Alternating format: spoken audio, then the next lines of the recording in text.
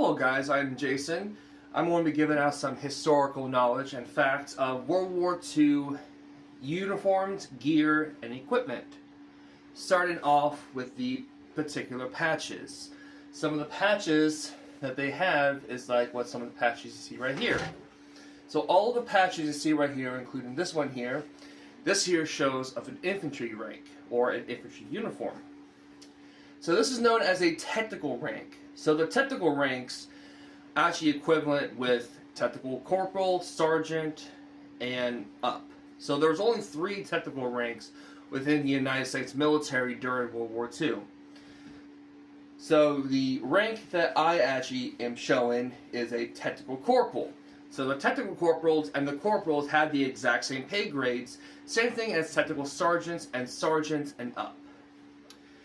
Now, those are some of the patches right there of the ranks. Now, the rank insignia, or the unit, I should say, the unit patch will go above on the left-hand arm, and the other one normally stays naked. So this here would be my unit, which will be the 2nd Infantry Division, and there are other things that a lot of soldiers would have, like, for example, the 101 Airborne Division, Screaming Eagles, or the Big Red One, which they were the first soldiers, or the first infantry group, to storm the beaches of Omaha Beach on June 6, 1944. And on June 6, 1944, they would also carry some interesting equipment, like this strange sling right here. And I bet you're wondering, what in God's name is this piece of fabric right here? Well, I'm going to tell you.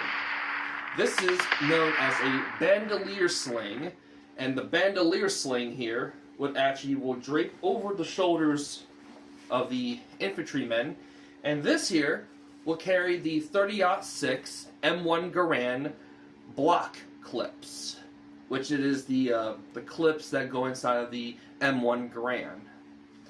So, inside of the M1 Garand bandolier sling here are these cardboard sleeves here.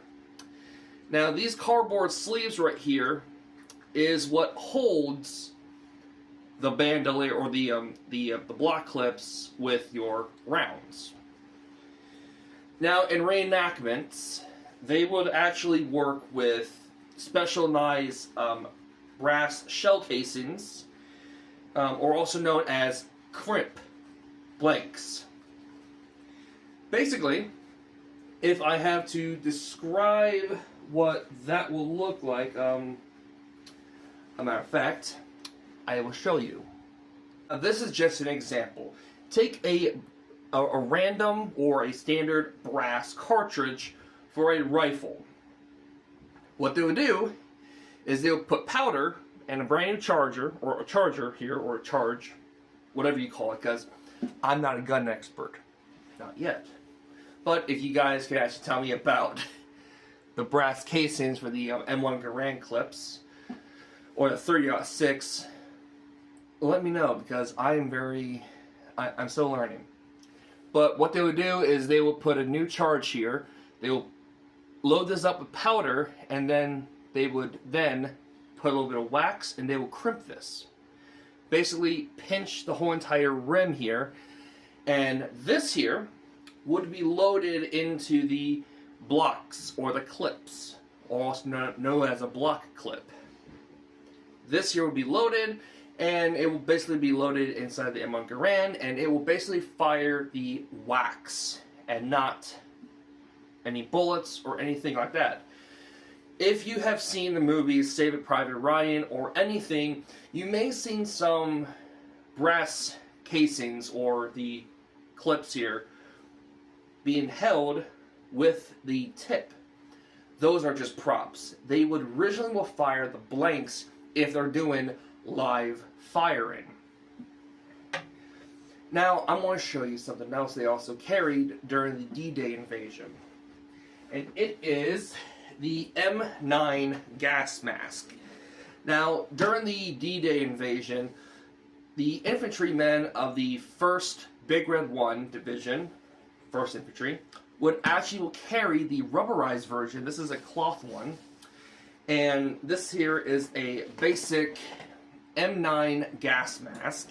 There's no gas mask in here, but when they were storming the beaches of Normandy, a lot of the infantrymen would ditch their gas masks because they have realized, oh, these Krauts are not using gases, so I guess I can just get rid of it.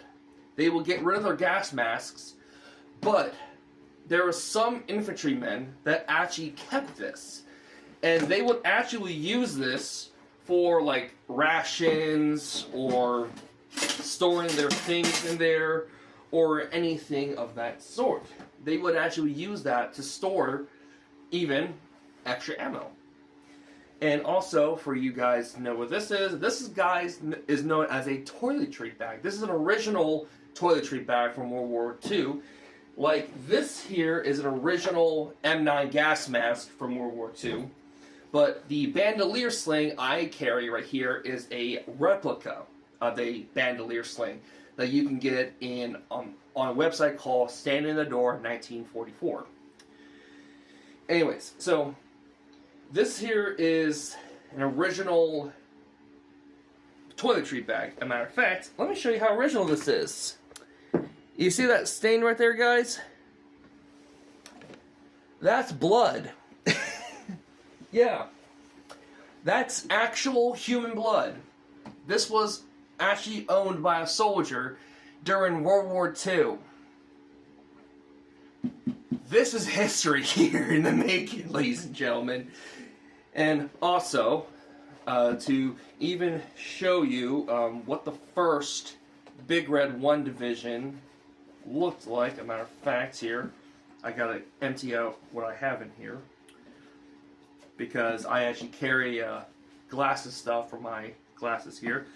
So the 1st Infantry Division, the Big Red 1, this here would normally be right there if you are portraying somebody from the Big Red 1 or the 1st Infantry Division or the 2nd Infantry Division or the 44th Medical Corps. Now, there is also a lot of stuff that I can actually show you here, but I only have very little. But starting off with the the food ration kits here. So, unfortunately, this one here is a Vietnam one, but World War II, they actually have the exact same design as this here. Probably different, but this here is roughly the exact same design as they would have. So, your ration tin will come with your fork here, your spoon, and silverware utensils. And it will come with the pan and the separate dish tin here. So that's basically this here. And this is when they had field kitchens. Now, not a lot of places would have field kitchens. Those are like a hit or miss when it comes to going out on the field. But also, a lot of the infantrymen would also steal. So, this here is a compass, but not a U.S. compass. No, this is a German compass right here. Yes, this is a German compass. So a lot of U.S. armies, soldiers or GIs, would actually steal items from Germans. They will steal belts, they will steal holsters, they will steal bags, and they will even commonly steal compasses, flashlights, and other accessory items. But the most common item that they have stolen is the SS patches. And if you don't know what that is, it's the SS Hitler Division. There are people who kill the Jews. Yep, it's one of those people. The ones we don't talk about. So if you find this very interesting, let me know down in the comments below what is your favorite World War II item and where do you recommend me reenacting in. Have a good night and stay safe.